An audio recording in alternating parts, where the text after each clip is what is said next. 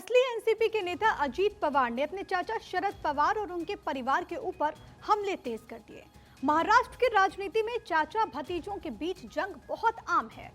बाल ठाकरे के भतीजे राज ठाकरे भी अलग हुए थे और गोपीनाथ मुंडे के भतीजे धनंजय मुंडे भी अलग हुए। लेकिन राज ठाकरे या फिर धनंजय मुंडे ने अपने चाचा के खिलाफ बयानबाजी नहीं की थी।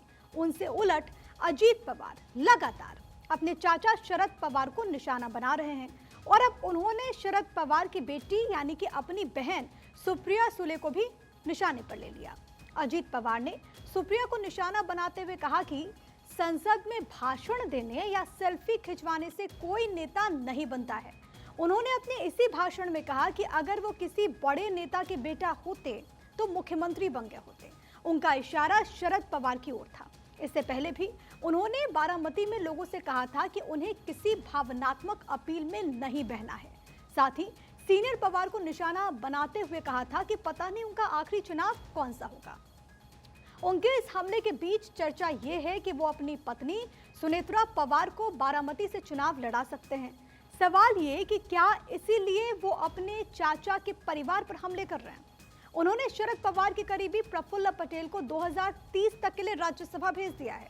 इससे ऐसा लग रहा है कि चाचा भतीजे के बीच सुलह की संभावना कम हो गई है। कम से कम लोकसभा चुनाव में तो ये संभव नहीं दिख रहा। तभी वो बीजेपी के प्रति अपनी निष्ठा साबित करने के लिए शरद पवार को निशाना बना रहे हैं। हालांकि दूसरी ओर इसे भी शरद पवार की डीप कॉन्स्पिरेसी का पार्ट माना जा रहा है और कहा जा रहा है कि अजीत पवार अपनी निष्ठा प्रमाणित करके ज्यादा सीट लेना चाहते हैं और लोकसभा में जीतने के बाद विधानसभा से पहले अपने चाचा के साथ चले जाएंगे। लेकिन राजनीतिक विश्लेषकों का मानना है कि महाराष्ट्र की राजनीति में फिलहाल ये कपोल कल्पित लगता है और अजीत पवार पूरी निष्ठा के साथ बीजेपी से जुड़े रहेंगे।